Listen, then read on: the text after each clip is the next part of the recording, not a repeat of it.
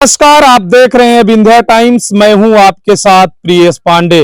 मऊगंज जिले के भीड़ खरीदी केंद्र में इस समय मैं मौजूद हूं, जहां इस कड़ाके की ठंड में देश के अन्नदाता किसान रात गुजारने के लिए मजबूर हैं। यह खरीदी केंद्र भीड़ स्थल जगदीश वेयर हाउस की तस्वीरें हैं, जहां आप स्क्रीन पर देख पा रहे होंगे कि लगभग सैकड़ों की संख्या में ट्रैक्टर खड़े हुए हैं और यह एक दिन से नहीं खड़े हैं, लगभग एक हफ्ते का समय हो चुका है। यहाँ बारदाने की किल्लत है और बारदाना नहीं है, जिस वजह से इनकी खरीदी नहीं हो पा रही है। जगदीश वेयर हाउस रामपुर की ये तस्वीरें तो आप देख रहे हैं, लेकिन यह कोई इकलौता खरीदी केंद्र और वेयर हाउस नहीं है। मऊगंज जिले के लगभग सभी केंद्रों के हालात यही हैं।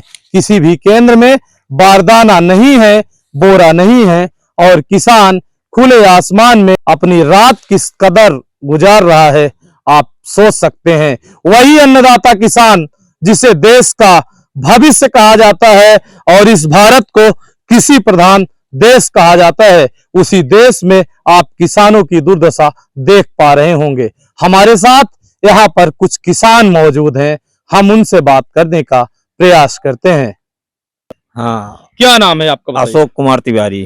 कहाँ से आए हैं आप? कोट से। कितने दिन हो गए? 6 दिन हो गए।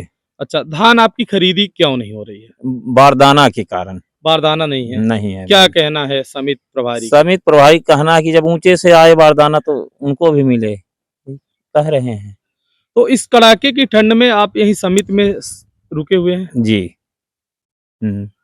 भोजन पानी की व्यवस्था कहाँ से होती है? भोजन पानी की घर से व्यवस्था होती है।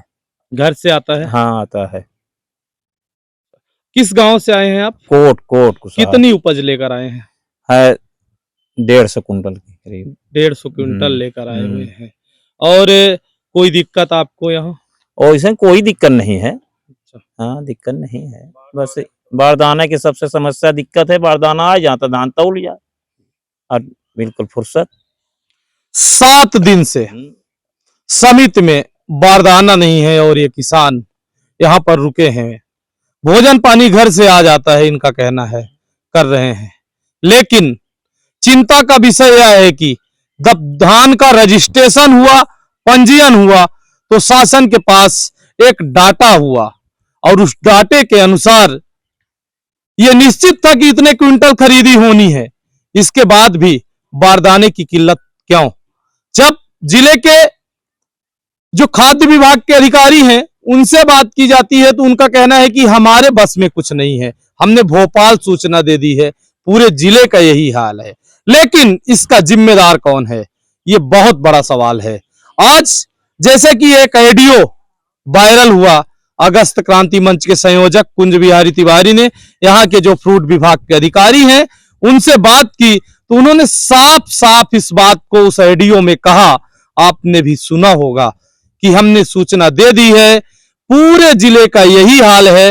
इससे बड़ा सबूत शासन प्रशासन को क्या मिलेगा कि जिले के अन्नदाता किसान इस कड़ाके की ठंड में रात गुजारने के लिए अपने उपज को बेचने के लिए मजबूर हैं, लेकिन उनकी धान की खरीदी नहीं हो पा रही है। दूसरा सबसे बड़ा सवाल, यही देश के नेता जब चुनाव आता है तो उनको ये किसान अन्नदाता दिखते हैं, देश के भाग्य विधाता दिखते हैं, लेकिन आज कोई भी किसानों से बात करने के लिए तैयार नहीं है, उनकी समस्या सुनने के लिए तैयार नहीं है। जब पूरा देश 9 वर्ष की खुशियां मना रहा है, ऐसे में ये किसान अपनी उपज को बेचने के लिए जन्नोजहद कर रहे हैं। अब सोचना यह होगा शासन प्रशासन को कि इन किसानों की उपज खरीदी जाएगी या इन्हें वापस घर लेकर जाना पड़ेगा।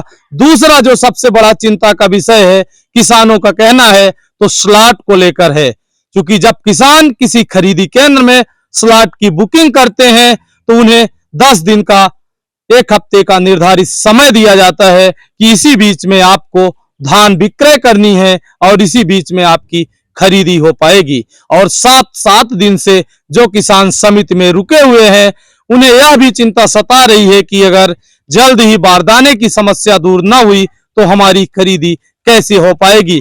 कुछ ऐसे भी किसान हैं कि जो एक वाहन में अपनी धान नहीं ला सकते और एक बार वो धान विक्रय कर चुके हैं।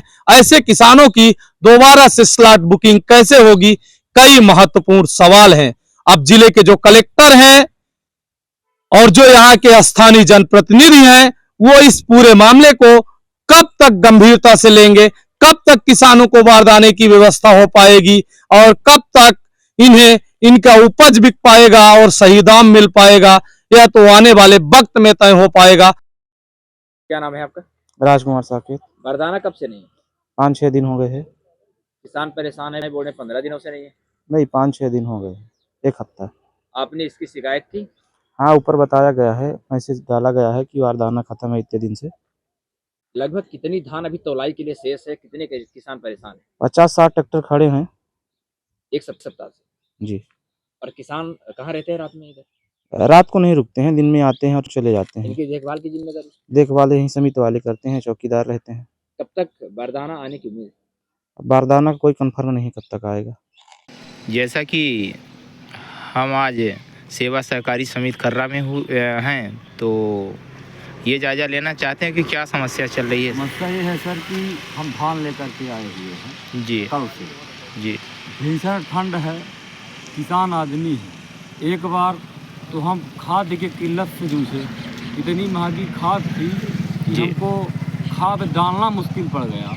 किसी कदर हम फसल को तैयार किए तो वर्षा हमको ले डूबी, हमारी फसल वर्षा में क्षतिग्रस्त हुई। जी फिर किसी कदर हम वर्षा से झेल करके आए तो मंडी में खड़े हो गए।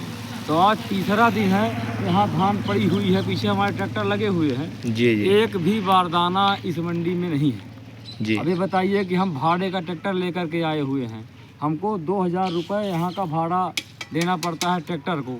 आज 3 दिन हुआ तो 6000 रुपये हुआ।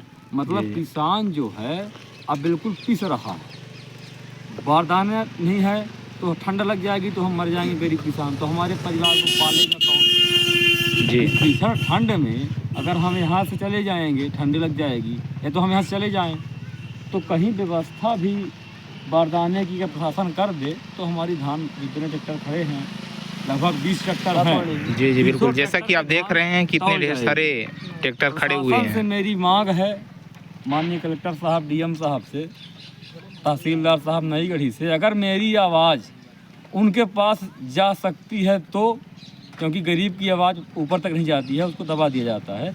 अगर जा सकती है आपके चैनल के माध्यम से तो मैं बार बार विनती कर रहा हूँ कि तत्काल सेवा सहकारी समिति खरीदी केंद्र खर्रा में बारदाना को उपस्थित करा दिया जाए, नहीं तो हम किसान ठंड से मर जाएंगे। अन्यथा हम किसान मजबूर हो करके फिर आगे आंदोलन की कार्यवाही करेंगे, क्योंकि प्राण तो जाएगा, जी चाहे बिल्कुल। ठंड से जाए चाहे जेल से जाए, जाना तो तय है। तो कुछ ना कुछ तो रास्ता किसान करेगा। जब ठंड से मर रहा है तो करेंगे क्या? इसलिए हम आपसे मेरी विनती है, करबद्ध विनती है कि तत्काल खर्रा सेवा सहकारी समिति में बारदाना उपलब्ध शासन कराए, हम लोगों को धान तौल जाए, हम लोग अपने अपने घर चले जाएं। बस।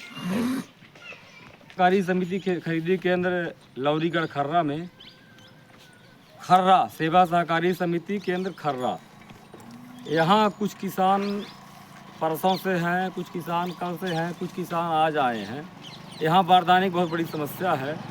बारदाना उपलब्ध न होने के कारण हर किसान ठंड में परेशान है। ट्रैक्टर खड़े हुए हैं, कुछ भाड़े के ट्रैक्टर हैं, मैं खुद भाड़े का ट्रैक्टर लेकर के आया हूँ और 1000 रुपये हमको रोज़ देना पड़ेगा। ट्रैक्टर मालिक का कहना है कि अगर एक दिन ट्रैक्टर खड़ा रहेगा तो 1000 रुपये हम आपसे रोज़ लेंगे। छोटे किसान जो हैं वो तो बेचारे मर रहे हैं। तो मेरी प्रशासन से मांग है कि सेवा सहकारी समिति खरीदी के खर्रा में तत्काल बारदाने की उपस्थिति कराई जाए, नहीं तो हम सभी किसान उग्र आंदोलन करने के लिए मजबूर हो जाएंगे। क्योंकि एक तो हम खाद से परेशान हुए, फिर खाद किसी कदर आदमी खरीदा तो फिर हम परेशान हुए वर्षा से हमारी फसल क्षतिग्रस्त हुई। वर्षा से किसी कदर आई तो हम परेशान हो गए धान में, मंडी में लेकर के धान लेकर के। तो स्थानीय विभाग, फूड विभाग मऊगंज, आदरणीय कलेक्टर महोदय, तहसीलदार साहब महोदय से मेरी विनम्र विनती है कि सेवा सहकारी समिति खरीदी केंद्र में बारदाना उपलब्ध कराया जाए, ताकि हम किसानों की जो समस्या हो दूर हो सके। हम लोग ठंड में मर रहे हैं, बेगर खाए हैं, कुछ कल से पड़े हैं, कुछ परसों से पड़े हुए हैं। किसी को ठंडी लग जाएगी, वो मर जाएगा गरीब आदमी। तो मैं मांग कर रहा हूँ कि तत्काल यहाँ बारदाने की व्यवस्था कराई जाए। इतना हम लोगों को मजबूर ना किया जाए कि हम लोग आत्महत्या कर लें। बस यही मेरी मांग है।